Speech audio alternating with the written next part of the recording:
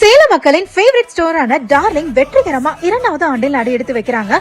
2ஆம் ஆண்டு சிறப்பு சலுகையா நிறைய ப்ராடக்ட் பாதிக்கு பாதி விலையில கொடுக்க போறாங்க. இந்த 32 இன்ச் LED ஸ்மார்ட் டிவி வெறும் 7990 ரூபீஸ் மட்டும் தான்.